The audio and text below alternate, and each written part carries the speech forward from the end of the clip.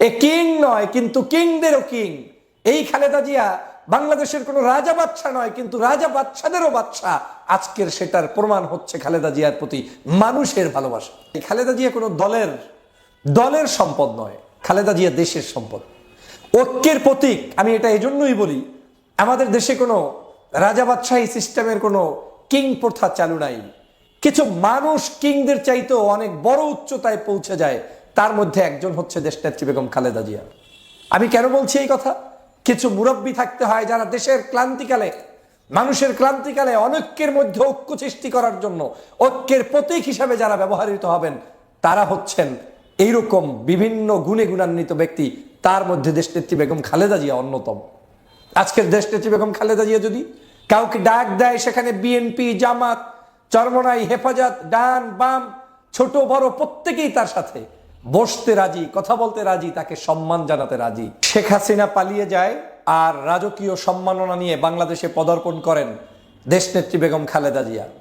এটাই হচ্ছে একজন আপসহীন নেতা কিংবা নেত্রীর পুরস্কার।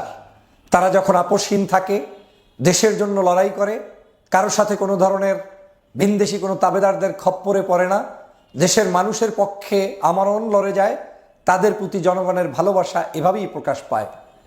দেশনেত্রী বেগম খালেদা জিয়া এখন একটি ইতিহাস। বাংলাদেশের রাজনীতিতে, সমাজনীতিতে, অর্থনীতিতে, বাংলাদেশের মানুষের দৈনন্দিন জীবনের ইতিহাসে খালেদা জিয়ার নাম লেখা থাকবে স্বর্ণাক্ষরে। আপসহীনতার একজন নেত্রী, জনতার মানদণ্ডে সর্বোচ্চ নীতিবান একজন নেত্রী, জনগণের ভালোবাসায় সর্বোচ্চ জনপ্রিয় একজন নেত্রীর নাম দেশনেত্রী বেগম খালেদা জিয়া। বাংলাদেশের সকল দল মত, বিভিন্ন মানুষের আলোচনা আছে, সমালোচনা আছে। আলোচনা সমালোচনার বাহিরে নেই স্বয়ং বাংলাদেশ জাতীয়তাবাদী দল। এই দলের বিরুদ্ধে শত শত অভিযোগ আছে, বিভিন্ন মানুষের বিভিন্ন কষ্ট আছে, আবার আনন্দ বেদনা সব মিশ্রিত একটি দল। কিন্তু একমাত্র দেশনেত্রী বেগম খালেদা জিয়া, যার জন্য বাংলাদেশের সকল দলের মানুষরা শ্রদ্ধা অবনীত চিত্তে তাকে সম্মান করে, তাকে ভালোবাসে, তাকে শুধু দেশপ্রেমিক হিসাবেই মূল্যায়ন করে। একজন দেশনেত্রী বেগম খালেদা জিয়ার এই ভালোবাসার অর্জনের পিছনের ইতিহাসটা এত সহজ নয়।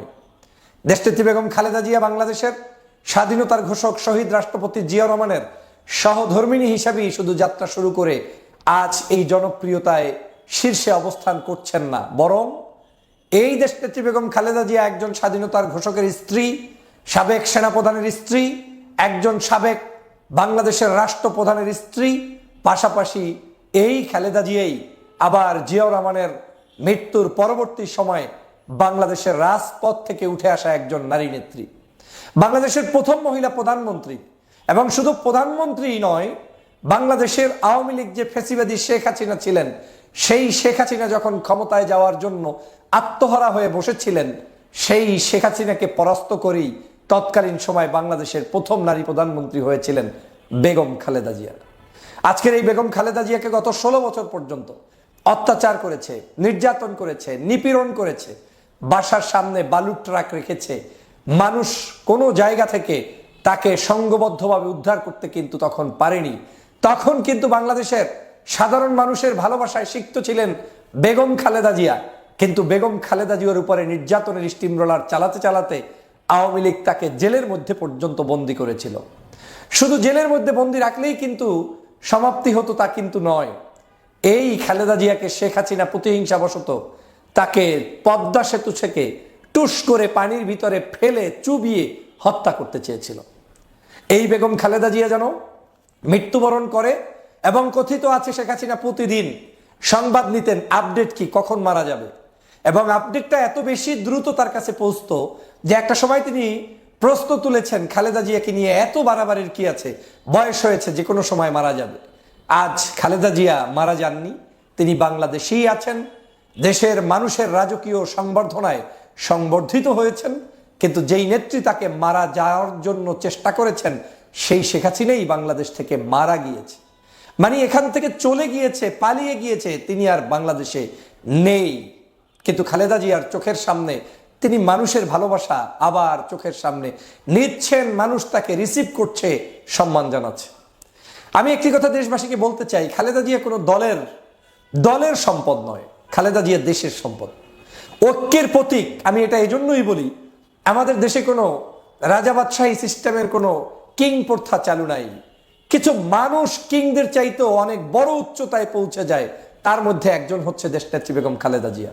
এ কিং নয়, কিন্তু কিংদেরও কিং।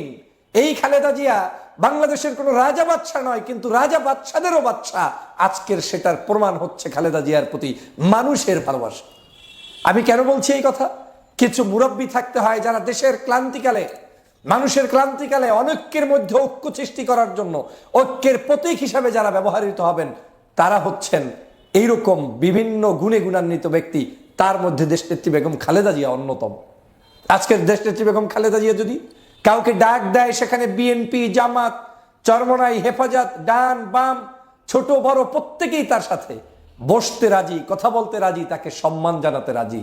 এর কারণটা কি? কারণ হচ্ছে তার নিয়ন্ত্রিত মুখ, কারণ হচ্ছে তার দেশপ্রেম, কারণ হচ্ছে তিনি সমালোচনার চাইতে আলোচনা করতে পছন্দ করেন।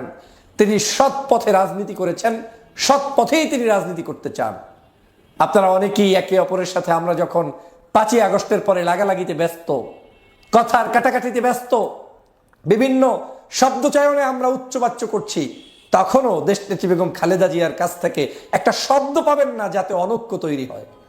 আর সে কারণেই আজকের ঐক্যের প্রতীক দেশনেত্রী বেগম খালেদা জিয়া। তিনি বাংলাদেশে আসছেন, তিনি বাংলাদেশে এসে প্রমাণ করে দিলেন জনতার ভালোবাসা, জনতার স্রোত খালেদা জিয়ার প্রতি কি পরিমাণ এবং কেন তাকে ভালোবাসে। আপনি দেখবেন বিএনপির অনেক সমালোচনা অনেকে করবে, কিন্তু খালেদা জিয়ার সমালোচনা করতে গিয়ে সাবজেক্ট খুঁজে পায় না। কারণ এই মানুষটা জীবনের শুরু থেকে এখন পর্যন্ত সর্বোচ্চ দেশপ্রেমের দৃষ্টান্ত স্থাপন করেছে। সর্বোচ্চ নির্যাতিত নেত্রী হিসাবে জেলে, বাসায়, বিভিন্ন জায়গায় গৃহবন্দী থেকেছে, তারপরে তার উপরে অত্যাচার